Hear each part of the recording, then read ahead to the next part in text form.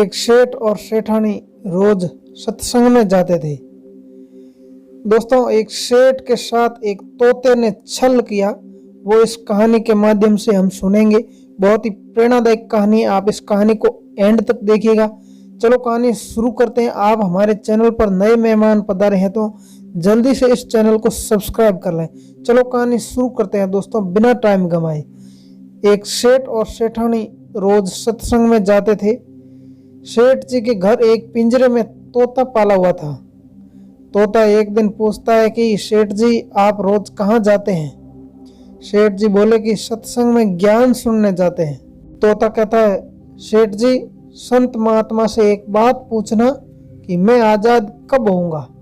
सेठ जी सत्संग खत्म होने के बाद संत से पूछते हैं कि महाराज, हमारे घर एक तोता है, उसने पूछा है कि वो आजाद कब होगा। संत जी ऐसा सुनते ही बेहोश होकर गिर जाते हैं। सेठ जी संत की हालत देखकर चुपचाप वहां से निकल जाते हैं। घर आते ही तोता सेठ जी से पूछता है कि सेठ जी, संत ने क्या कहा? सेठ जी कहते हैं कि तेरी किस्मत ही खराब है, जो तेरी आज़ादी का पूछते ही वो बेहोश हो गए। तोता कहता है, कोई बात नहीं सेठ जी, मैं समझ गया। दूसरे दिन सेठ जी सत्संग में जाने लगे, तब तोता पिंजरे में जानबूझकर बेहोश होकर गिर जाता है। सेठ जी उसे मरा हुआ मानकर जैसे ही उसे पिंजरे से बाहर निकालते हैं, वो उड़ जाता है।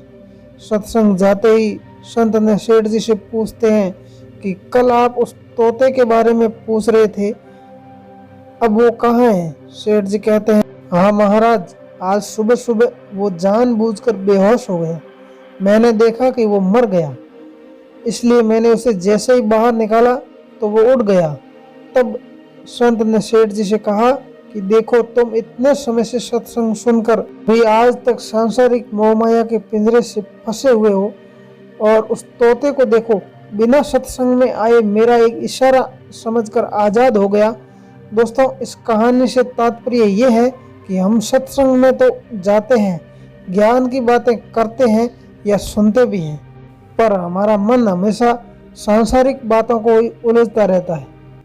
सत्संग में भी हम सिर्फ उन बातों को पसंद करते हैं जिससे हमारा स्वार्थ सिद्ध होता है, जबकि सत्संग जागकर हमें सत्य को स्वीकार कर सभी बातों को महत्व देना चाहिए, और जिस असत्य, झूठ और अहंकार को हम धारण किए हुए हैं, उसे साहस के साथ मन में उतार कर सत्य को स्वीकार करना चाहिए। दोस्तों, कहानी अच्छी लगी है तो चैनल को सब्सक्राइब जरूर करना। धन्यवाद। जय हिंद।